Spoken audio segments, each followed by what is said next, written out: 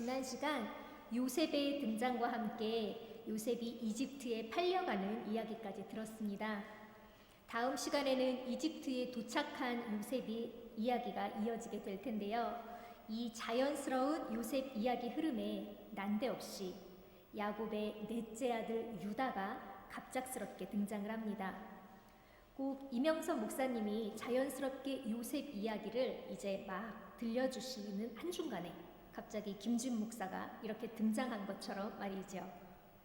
바로 이렇게 독특한 위치에 놓여 있고 또 지금 우리들의 시각으로는 이해하기 힘든 사건이 일어난 매우 생소한 본문이 바로 이 38장인데요.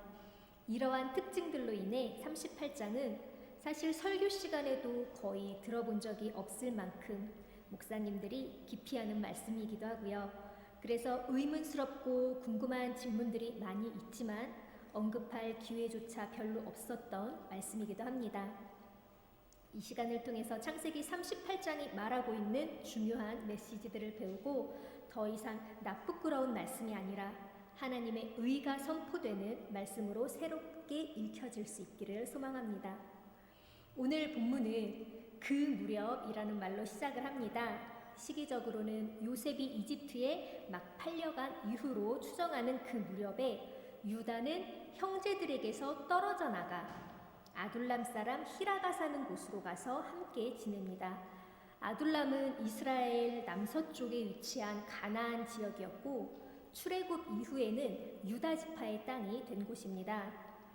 오늘의 말씀에서 유다가 아둘람으로 갔다는 것은 하나님을 믿는 믿음 공동체, 곧 가족으로부터 떨어져 나와 가나안 지역에 자리 잡고 가나안 문화 속에서 친구를 사귀며 가족을 이루고 있다는 것을 알려주고 있습니다. 그렇게 유다는 가나안 사람 수아의 딸과 결혼을 하여 에르, 오난, 셀라라는 3명의 아들을 낳게 됩니다. 여기서 유다의 아내는 이름조차 나오지 않는데요. 보통 성경이 주목하지 않는 이들은 이름조차 언급되지 않는 경우가 많습니다. 주요 인물이 아닌 것은 분명하지만 두 아들을 먼저 앞서 보내는 이 세상의 그 어떤 것과도 비견할 수 없는 참혹한 슬픔이라는 참척의 고통을 겪은 여인이었지요. 또한 유다의 본처로서 아들을 셋이나 낳았지만 자신의 자녀가 아닌 며느리 다말이 낳은 아들로 유다의 족보가 이어져 나가니 그녀의 삶이 참 허망하게만 느껴집니다. 그럼 이토록 그녀를 허망하게 만든 그의 아들들을 한번 볼까요? 어느덧 장성한 큰아들은 종려나무란 뜻을 가진 다말이라는 여인과 결혼을 합니다. 성경에 다말의 배경에 대한 설명은 따로 없지만 가나안 신전 여인 문화에 대해 잘 알고 있고 또 유다가 양털을 깎는 축제에 올라갔다는 소문을 들을 수 있는 거리에 친정이 있는 것으로 미루어 보아 가나안 여인이라는 것을 알 수 있습니다. 가나안 여인 다말과 결혼한 큰아들 에르는 주님께서 보시기에 악함으로 주님께서 죽게 하셨다고 했습니다. 그가 저지른 악에 대한 정보 또한 성경에 없지만 가나안 문화에서 나고 자란 에르가 가나안 문화를 벗삼아 살아가는 아버지 유다로부터 하나님에 대한 믿음을 키우며 자라났기를 기대하는 것은 어렵겠지요. 아마도 에르는 하나님의 뜻을 거스르며 살아가는 가나안 사람들의 악행을 따라 살지 않았나 생각됩니다. 동생 아벨을 죽였던 가인은 하나님께 벌을 받아 쫓겨났지만 죽이지는 않으셨습니다. 하지만 엘리 제사장의 아들 홈니와 비느하스가 하나님의 제물에 멋대로 손을 대고 회막문에서 수종드는 여인들과 동침하였을 때 하나님은 그들을 죽이기로 결심하셨지요.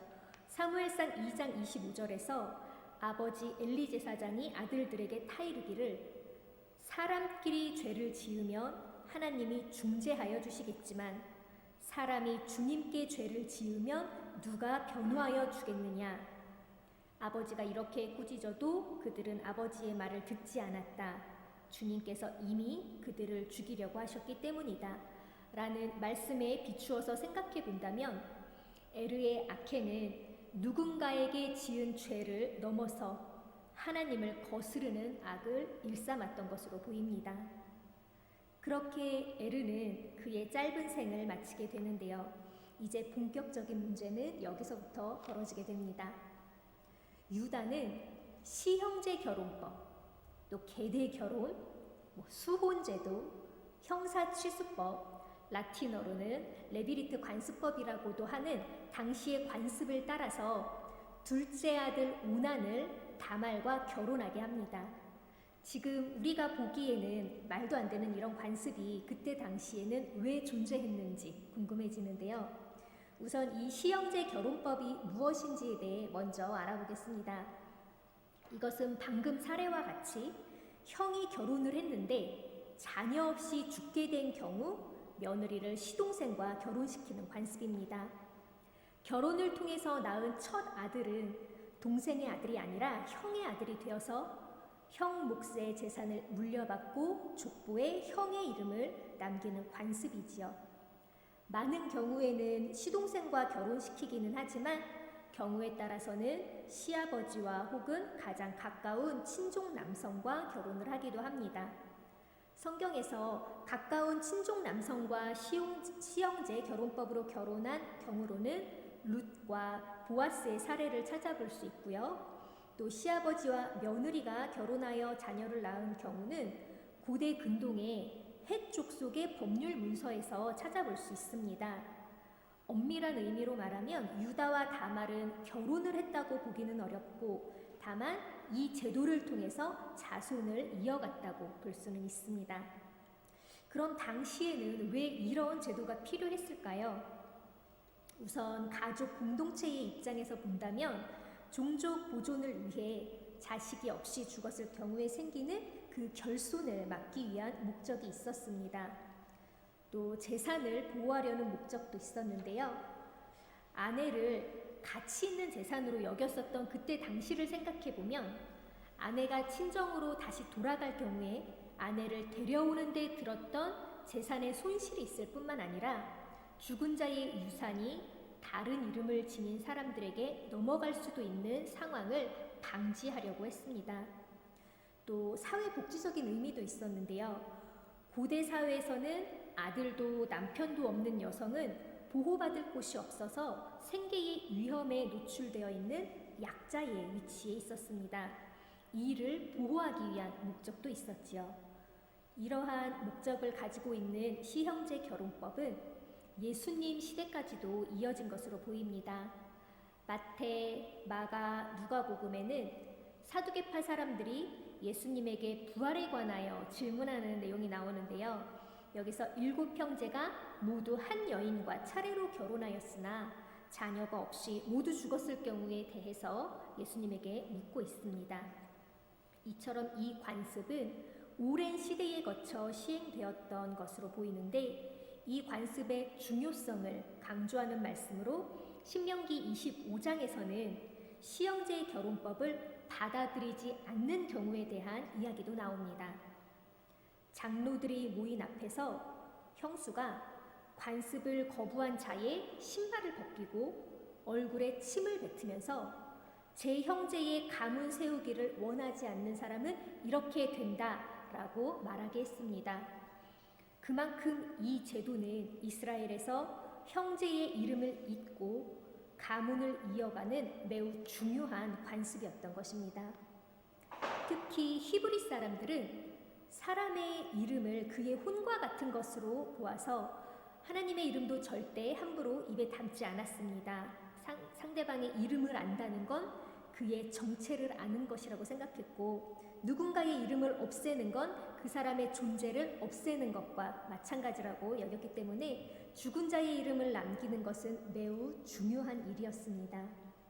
그런데 9절에서 동생 오난은 아들을 낳아도 그가 자기 아들이 안 된다는 것을 알고는 형수와 동침할 때마다 형의 이름을 이을 아들을 낳지 않으려고 정액을 땅바닥에 쏟아버리곤 했습니다. 형제에 대한 의무를 저버리고 가문 이어가기를 거부한 오난의 태도는 주님 보시기에 악한 것이었고 결국 죽게 되었습니다. 그런데 이때 유다는 가정 내에서 결정권을 가지지 못한 약자의 위치에 있었던 그 다말에게 부당한 명령을 내리게 됩니다. 막내 아들을 다말과 결혼시켰다가 형들과 같이 죽을까 염려하며 셀라가 다 클 때까지 며느리를 친정으로 돌려보내고 과부로 살고 있으라고 한 것입니다. 유다의 명령이 부당하다고 지적한 이유는 첫째, 아들들의 죽음에 대한 이유를 다말의 책임으로 돌리고 있기 때문입니다. 창세기 저자는 매우 명백하게 아들들의 악으로 인하여 죽게 되었다고 하고 있으나 유다는 사실을 깨닫지 못하고 다말로 인해 죽게 되었다고 판단하고 있는 것입니다. 유다의 명령이 부당한 두 번째 이유는 다말을 친정으로 돌려보내지 말았어야 했기 때문입니다. 왜냐하면 당시 문화적 관습에 비추어 보았을 때 실제로 과부인 여자만이 친정으로 갈 수가 있었는데 셀라가 살아있는 한 다말은 과부가 아니었기 때문입니다. 유다는 셀라의 생명을 지키기 위한다는 명분으로 약자의 위치에 놓인 다말에게 부당한 명령을 내리고는 방치하고 맙니다. 다음 12절에서는 그 뒤에 오랜 세월이 지나서 유다의 아내가 죽고 고구라는 기간도 끝났다고 이야기하고 있습니다. 유다에게 있어서 오랜 세월이 지났다고 하는 것은 곡하는 기간이 끝나고 또 상복도 벗고 서러움을 달래도 될 시기가 되었다는 것을 뜻하지만 다말에게 있어서는 셀라가 다 자라서 남편이 되어줄 시기가 되었다는 것을 의미하기도 했습니다. 이렇게 중의적인 의미가 담긴 시기에 유다는 1절에 등장했던 절친 히라와 함께 자기 양들의 털을 깎으러 딥나로 올라가고 있었습니다. 유목민들에게 양털을 깎는 날은 큰 축제일이었습니다. 우리 이미 보았었던 창세기 31장에서는 외삼촌 라반이 양털을 깎으러 간 사이 야곱이 밧단 아람에서 가족들을 데리고 도망친 이야기를 들었었지요. 며칠씩 즐기는 큰 축제였기 때문에 그 틈에 야곱은 야반도주의 계획을 세웠던 것입니다. 또 사무엘상 25장에 보면 다윗이 사울왕을 피해 다니던 시절에 나발이라는 사람이 양털을 깎는다는 이야기를 듣고는 음식을 좀 얻으려고 사람을 보냈다는 이야기가 나옵니다. 양털을 깎는 축제 때에는 이렇게 몇 날 며칠 동안 음식을 잔뜩 차려놓고 잔치를 즐겼던 것이죠. 이렇게 큰 축제를 즐기러 딥나로 올라가고 있는 유다의 소식이 다말의 귀에도 들어갑니다. 소식을 들은 다말은 긴 세월 가정의 약자로서 받았던 부당한 대우를 끝내버릴 놀라운 계획을 세우게 됩니다. 과부의 옷을 벗고 너울을 써서 얼굴을 가리고는 딥나로 가는 길에 있는 에나임 어귀에 앉아 유다를 맞이할 준비를 하고 있는 것입니다. 이전에 입었던 과부의 옷이 어떤 차림인지 정확하게 알 수는 없습니다만 천주교에서 보는 공동번역 성경에는 유딧이라는 챕터가 있습니다. 유딧 8장 5절에 보면 그 여자는 자기 집 옥상에 천막을 치고 베옷을 입고 과부의 옷차림으로 지냈다. 또 이어서 10장 3절에서는 유딧은 속에 입었던 베옷을 벗고 과부 옷차림을 벗어버렸다. 그리고 온몸을 물로 씻고 좋은 향유를 바른 다음 머리를 빗고 그 위에 천회를 쓰고 자기 남편 므낫세가 살아있을 때 입던 화려한 옷을 입었다. 라는 구절이 있습니다. 아마도 베옷을 속옷으로 입고 그 위에 소박한 느낌의 옷을 입었던 것으로 보입니다. 머리도 별로 단정하지 않고 화려한 것을 쓸 수도 없었던 것 같습니다. 다말은 유딧과 같이 과부의 옷을 벗어버리고 화려한 옷으로 갈아입었습니다. 머리에는 너울을 써서 얼굴도 가렸습니다. 다말은 이렇게 환복을 하고 가나안 우상을 섬기는 신전 여인과 같이 유다를 기다리고 있었습니다. 그럼 여기서 우리로 하여금 영 석연치 않은 느낌을 주는 이 신전 여인은 과연 무엇일까요? 신전 창녀라고도 불리는 이들은 우상을 모시는 신전에서 종교의식을 할 때 공식적으로 남자들과 성관계를 맺는 여인들을 말합니다. 이러한 행위가 신과 합의를 이루고 신을 경험하는 것이라고 믿었기 때문입니다. 그러나 우상의 종류에 따라서는 특정한 신전 여인이 아니더라도 결혼한 여성들이 어떠한 서약에 따라 외간 남자에게 몸을 허락하는 그런 경우도 있었습니다.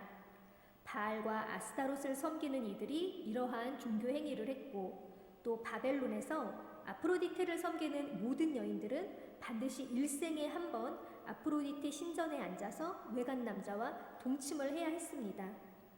이러한 종교 행위는 하나님께서 금하시는 행위가 분명합니다. 그런데 초반에 잠시 언급했지만 하나님을 잘 알지 못하고 가나안 문화를 배경으로 자라난 다말에게 있어서는 그닥 낯선 일은 아니었습니다. 그럼에도 불구하고 신전 여인의 복장으로 유다를 속이고 시형제 결혼법을 시행하려는 다말의 선택은 목숨이 위험할 수도 있는 일임이 분명했습니다. 당시의 순결을 지키지 않은 여인들은 돌에 맞아 죽었기 때문입니다. 하지만 다말은 분명한 명분을 가지고 더 이상 부당한 시아버지의 명령에 순응으로 머물러 있지 않겠다는 선택을 하게 됩니다. 성경은 다말의 선택에 대한 분명한 명분을 14절에서 이렇게 이야기하고 있습니다. 그것은 막내 아들 셀라가 이미 다 컸는데도 유다가 자기와 셀라를 짝지어주지 않았기 때문이다. 다말이 이렇게 결연한 의지로 목숨을 내건 계획을 준비하고 있는 사이 유다는 길가에 앉아있는 다말을 발견합니다. 그녀를 창녀라 여긴 유다는 동침하기 위해 다가오지요. 다말은 유다에게 묻습니다. 저에게 들어오시는 값으로 무엇을 주시겠습니까? 당장 지불할 비용이 없었던 유다는 후에 새끼 염소 한 마리를 보내겠다고 했습니다. 염소는 그리스와 중동 지역에서 신전 여인에게 주는 종교적 성격의 희생 제물이기도 했습니다. 그러자 다말은 새끼 염소를 받을 때까지 가지고 있을 담보물로 주민등록증의 역할을 하는 유다의 도장과 허리끈과 지팡이를 요청하고 있습니다. 당시 도장은 반지 형태로 착용하거나 혹은 목걸이에 걸어서 소지하며 자신을 증명하였습니다. 또 지팡이는 요즘처럼 대량 생산되는 것이 아니었기 때문에 개인마다 특징이 있기도 했고 또 개인이나 가문의 이름 그것들을 상징하는 것을 지팡이에 새겨놓기도 했었습니다. 그리고 허리끈, 이것은 여기서 해석이 조금 분분한데요. 개역개정 성경에서는 끈이라고 번역하고 있고 또 공동번역에서는 끈 달린 도장으로 번역하고 있고 우리가 보는 새번역 성경에서는 허리끈이라고 번역을 하고 있습니다. 번역의 차이가 좀 있기는 하지만 유다의 신분을 나타내는 담보물이라는 핵심만 놓치지 않으시면 될 것 같습니다. 다말은 이렇게 유다의 신분을 확실히 증명하는 담보물을 챙기는 것 외에는 어떠한 대가도 받지 않고 계획했던 대로 유다의 아이를 임신하게 됩니다. 그렇게 목적한 단 한 번의 역할을 마치고는 친정집으로 돌아가 다시 과부의 옷으로 갈아입습니다.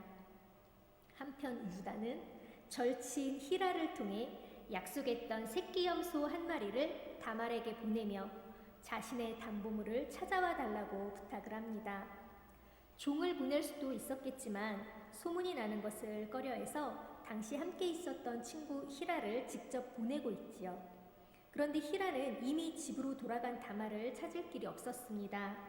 주위 사람들에게 물어보았지만 그곳은 신전 여인이 있는 곳이 아니라는 답변뿐이었습니다.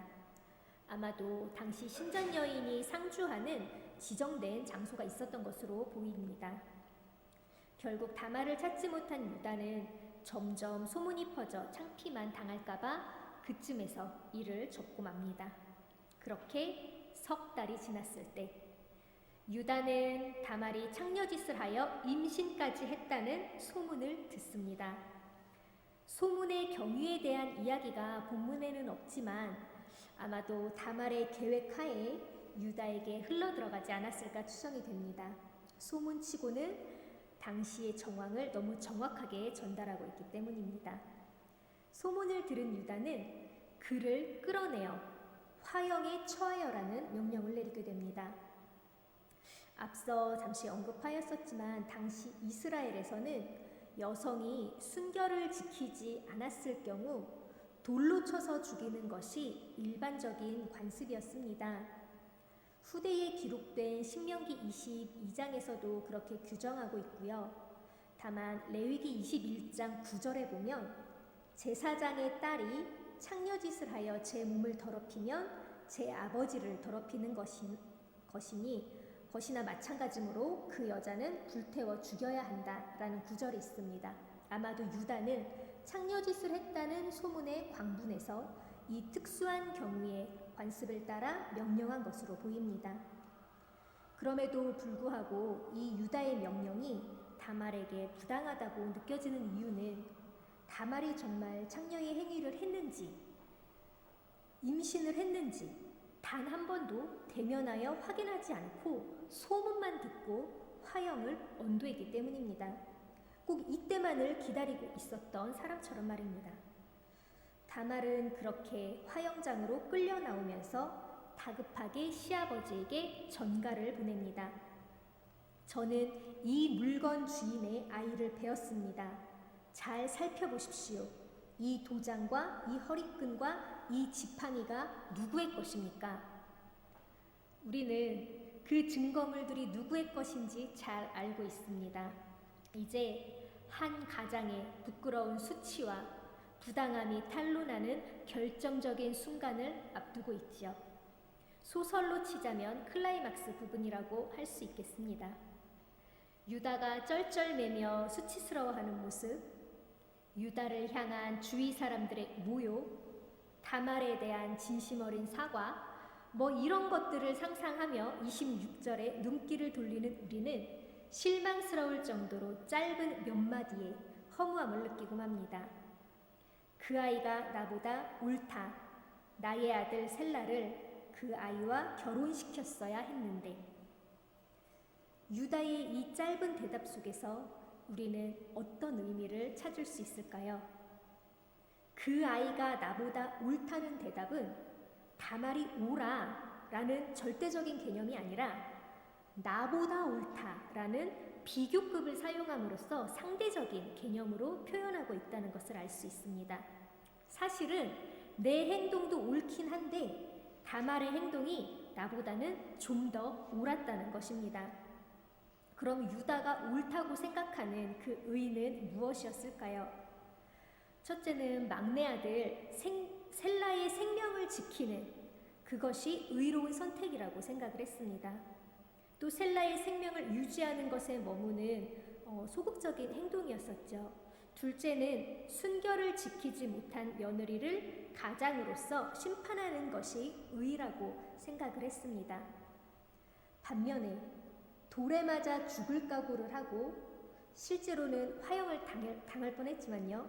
신전 여인으로 분장하여 유다의 아이를 임신한 다말의 적극적인 선택은 유다의 판단보다 더 의로운 행동이었습니다. 다말이 아니었다면 유다의 자손은 죽은 자의 이름을 이어가기는커녕 살아있는 자들의 이름도 셀라로 끝나며 더 이상 이어갈 수 없었을 테니 말입니다. 따라서 유다는 셋째 아들을 다말에게 주지 않았던 자신의 소극적 행위가 이 사건의 발단과 동기가 되었다는 분명한 진실을 규명하며 소심해 보이는 짧은 대답과 함께 38장의 무대에서 쓱 사라져 버립니다. 그러나 약자의 위치에서도 적극적인 방법으로 부당한 대우에 항거하고 유다의 소극적인 태도를 한순간에 부끄럽게 만들며 공동체와 가문의 의의를 드러냈던 다말은 쌍둥이를 출산하며 하나님이 아브라함에게 하신 약속을 다시금 떠올리게 합니다. 그것은 바로 엎치락뒤치락하며 탄생한 다말의 아들들이 에서와 야곱의 출생을 떠올리게 하기 때문입니다. 또한 동생 베레스가 가문을 이어가는 것 역시 이스마엘이 아닌 이삭이, 에서가 아닌 야곱이 믿음의 가문을 이어가는 것과 맥락을 같이 하며 하나님의 약속이 다말을 통해 계속 이루어지고 있음을 보여줍니다. 야곱의 큰아들 르우벤도 아니고 편애한 아들 요셉도 아니라 유다의 며느리 다말의 아들을 통해서 말입니다. 이 유다의 족보는 이스라엘 백성을 한마음으로 모으는 구심점, 바로 왕중의 왕이었던 다윗을 거쳐 누구에게까지 이어져 가는지 아시지요? 예수님으로까지 이어집니다. 마태복음 1장에 나온 긴 족보에는 어쩌면 끊어질 뻔했던 예수님의 족보를 이어준 다말의 중요한 가치를 증명하며 함께 이름을 올리고 있습니다. 우리는 이렇게 창세기 38장의 이야기를 구석구석 살펴보며 그동안 궁금했던 부분들을 좀 더 자세히 알아보았습니다. 하지만 아직도 의아한 부분이 있지요. 바로 뜬금없이 보이는 이 38장의 위치입니다. 왜 하필 요셉 이야기 초반 잘 이어져 나가고 있는 스토리 한중간에 38장이 위치해 있어야 했을까요? 우리는 38장의 사건들과 37장부터 시작되는 요셉 이야기의 사건들이 비슷한 주제를 가지고 연결되어 있다는 것을 발견할 수 있습니다. 첫째, 지난주에 먼저 시작한 37장에서는 요셉과 형제들 간의 불화로 요셉이 부당하게 이집트로 팔려가는 사건이 나옵니다. 그리고 이어지는 38장에서도 에르와 오난 형제의 불화로 다말이 부당하게 친정으로 쫓겨가는 사건이 소개되고 있지요. 형의 이름을 이을 아들을 낳지 않으려 했다라는 이 오난의 행위는 화목하지 못한 형제 사이를 분명하게 드러내며 요셉 이야기의 서두와 공통된 연결점을 보여주고 있습니다. 또 둘째, 지난 시간에 염소털로 아버지 이삭을 속였던 야곱이 그의 자녀들에게 염소 피가 묻은 요셉의 옷으로 속는 장면을 함께 발견을 했는데요.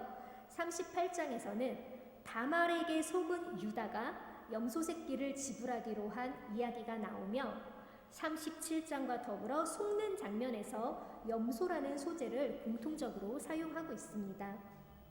또 세 번째, 약자의 자리에서 말 한마디 해보지 못하고 쫓겨났던 다말은 스스로 자신의 자리를 찾고 본연의 역할을 해내게 되는데 그녀의 의로웠던 행위는 그대로 끊어질 수밖에 없었던 유다 공동체를 구원해낸 구원자의 역할을 하고 있습니다. 요셉 역시 창세기 45장 7절을 보면 하나님이 요셉을 이집트로 미리 보내셔서 형제들과 자손들까지 구원하시려 했다는 기록을 볼 수 있습니다. 요셉도 다말과 마찬가지로 가문을 살려낸 구원자 역할을 하고 있는 것이죠. 그리고 마지막으로 요셉의 두 아들 역시 형 므낫세가 아닌 동생 에브라임이 선택받아 더 크게 되는 축복을 받았고 다말의 자녀도 형 세라가 아닌 동생 베레스가 선택받아 가문을 이어간다는 공통점들이 있습니다.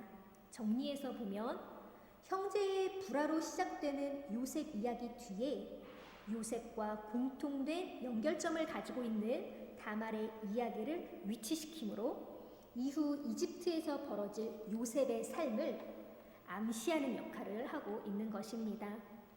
이러한 연결점의 역할로 38장에 위치한 오늘의 말씀은 하나님 보시기에 악을 행하여 죽은 유다의 두 아들과 하나님 보시기에 의를 행하여 출생한 다말의 두 아들이 대비되면서 하나님의 의에 대해 다시금 생각해 보게 됩니다.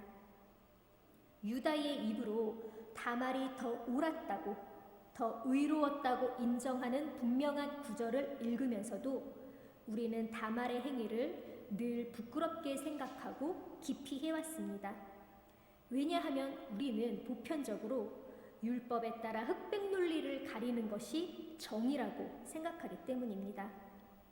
하지만 요한복음 8장에 나오는 간음한 여인을 돌로 쳐 심판하는 것은 예수님이 이해하는 정의가 아니었습니다. 그 여인을 죄로부터 돌이켜 구원의 새 삶을 주는 것이 하나님의 의였던 것입니다.